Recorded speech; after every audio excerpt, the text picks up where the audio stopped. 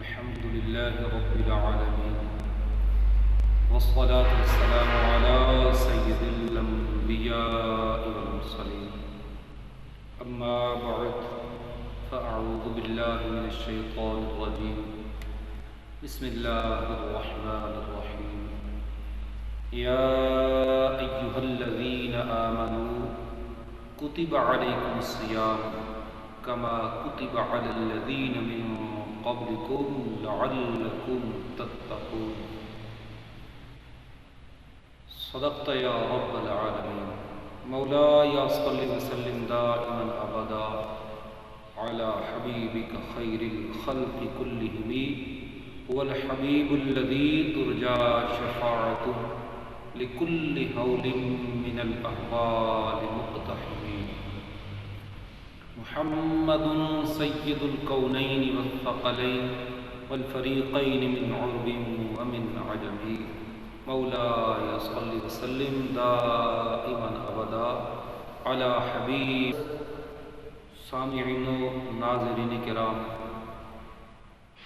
آج ہم لفظ الصوم یعنی روزہ کا لغوی و شرعی معنی اور روزے کا مقصد اس پر چند منٹ کی گفتگو سنیں گے انشاءاللہ عز و جل. اسلام کے اندر جب بھی کسی عبادت کا کوئی نام رکھا جاتا ہے اس کی کوئی نہ کوئی وجہ ضرور ہوتی ہے. مختلف چیزیں آپ لے لیں تو ان کے نام جو موسوم کیے گئے ہیں، ان کے نام جو رکھے گئے ہیں، ان کے اندر مختلف وجوہات شامل ہیں. جیسے رمضان شریف ہے تو رمضان اہل عرب نے جب اس کا نام رکھا تو سخت گرمی کا موقع تھا، اس وجہ سے انہوں نے اس کو رمضان کا نام دے دیا، یعنی جلا کر ختم کر دینے والا، شدید گرمی والا. اسی طرح اسلام کے اندر عبادات کے جو نام ہیں اس کے پیچھے بھی بے شمار حکمتیں اور اس کے معانی اور مقاصد ہوتے ہیں. لفظ الصوم عربی زبان کا لفظ ہے، یہ صاد، واو اور میم سے بنا ہے، جس کا مطلب ہے مکمل طور پر رک جانا یا مکمل طور پر روک رکھنا. یہ تو لغت کے اعتبار سے اس کا معنی ہے. اب کس چیز سے رکنا؟ کسی بھی چیز سے ہو سکتا ہے، یہاں تک کہ بولنے سے اپنے آپ کو روک لینا، یہ بھی صوم ہے. اور اس کا اشارہ ملتا ہے قرآن پاک کے اندر حضرت مریم رضی اللہ تعالی عنہا کے اس واقعے میں کہ جہاں عیسیٰ علیہ السلام کی جب ولادت ہوئی تو رب کریم نے حکم فرمایا کہ اب اسے لے کر اپنی قوم کی طرف چلے جاؤ. اور جب قوم کے لوگ آپ سے سوال کریں کیا کرنا ہے، پھر ان لوگوں کو یہ کہنا ہے کہ انی نذرت، کہ میں نے یہ منت مانی ہوئی ہے، فلن اکلم اليوم، میں تم سے بات نہیں کروں گا. کس چیز کی منت مانی ہوئی ہے؟ صوم ہے.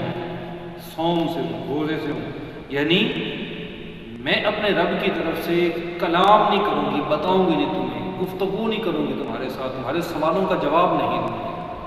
تو وہاں بھی لفظ صوم استعمال ہوا ہے، گویا اپنے آپ کو بولنے سے روک لینا. معنی تو اصل اس کا لغت کے اعتبار سے روک رکھنا یا روک لینا ہی ہے. اب شریعت کی اصطلاح میں صوم سے مراد کیا ہوتا ہے؟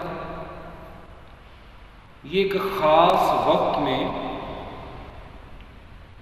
ایک عبادت کا ایسا نام ہے کہ جس میں کھانے پینے جماع کرنے سے انسان اپنے آپ کو روک کر رکھے. اور وہ خاص وقت کیا ہے؟ طلوع فجر سے لے کر غروب آفتاب تک کا درمیان جو ہے یہ روزے کا شرعی وقت ہے. طلوع فجر سے لے کر غروب آفتاب تک یہ روزے کا شرعی وقت ہے.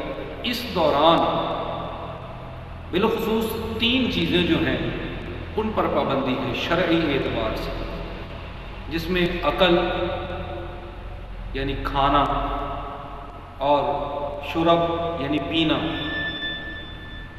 اور پھر تیسری بات جمع کرنا، ان 3 چیزوں پر پابندی ہے، تو یہ شریعت کے اعتبار سے ہوتا ہے۔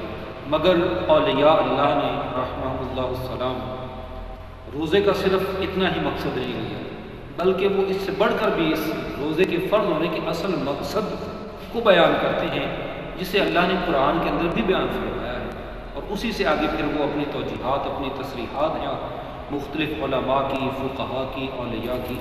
تو بنیاد تو قرآن مجید ہے نا، جس میں رب نے یہ فرمایا کہ لعلکم تتقون، کہ تاکہ تم متقی بن سکو، تاکہ تم پرہیزگار بن سکو۔ تو روزہ ہم پہ فرض ہوا یا ہم سے پہلی امتوں پہ فرض رہا؟ پہلی امتوں میں روزے فرض رہے، مگر اس کا انداز مختلف تھا۔ وہ جیسے ہم پر مسلسل 1 مہینہ ہے، ایسا نہیں تھے، کوئی 1 دن رکھتا، دوسرا دن چھوڑ دیتا، کوئی مہینے میں 3 دن رکھتا، اس طرح مختلف انداز رہے ہیں۔ 2 دن بعد 1 دن روزہ رکھ لینا۔ تو یہ تو روزہ ایسی اللہ کی پسندیدہ عبادت ہے کہ جسے اللہ نے نہ صرف یہ کہ ہمیں عطا کیا، بلکہ اس سے پہلے انبیاء اکرام علیہ السلام میں بھی روزہ کسی نہ کسی صورت میں موجود رہا ہے۔ ہمیں اللہ تعالیٰ نے بڑا کرم کر دیا کہ یہ مسلسل 1 مہینہ سال کا وہ روزے عطا فرما دیے۔ اور پھر اس کا مقصد کیا ہوتا ہے؟ آخر ہم روزہ رکھتے ہیں تو اس بات پہ بھی کبھی غور کیا ہم نے کہ ہم روزے کیوں رکھتے ہیں؟ اس سے ہم کیا حاصل کرنا چاہتے ہیں؟ اس کے ذریعے سے ہمیں کیا ملتا ہے؟ کیا جو اصل مقصد ہے روزے رکھنے کا، تو روزے کو رکھ کر ہم اس اصل مقصد کو حاصل کر رہے ہیں، اپنی اس منزل کی طرف، اپنے اس مقصد کی طرف ہم جا رہے ہیں کہ جس مقصد کو پانے کے لیے اللہ نے روزے کو فرض قرار دیا ہے، اور وہ مقصد اللہ نے خود قرآن کے اندر بیان فرما دیا ہے، اور وہ کیا ہے؟ لعلکم تتقون، تقوی، یعنی اپنے ظاہر و باطن کے اعتبار سے اپنے رب کی طرف مکمل رجوع کرنا، اس کی نافرمانیوں سے بچنا۔ اگر لغوی اعتبار سے دیکھا جائے تو ان اولیاء کرام اور اکثر فقہاء اور علماء کا یہی ان تمام اقوال کا جو ہے مدعا اور اس کا مغز یہی بنے گا کہ روزہ دراصل اس لیے فرض ہوا کہ ہم اپنی زبان، اپنی آنکھ، اپنے کان، اپنے ہاتھ، اپنے پاؤں، اپنی سوچ، ہر اعتبار سے ہم اپنے آپ کو اللہ کی نافرمانی سے روکنے کی کوشش کریں۔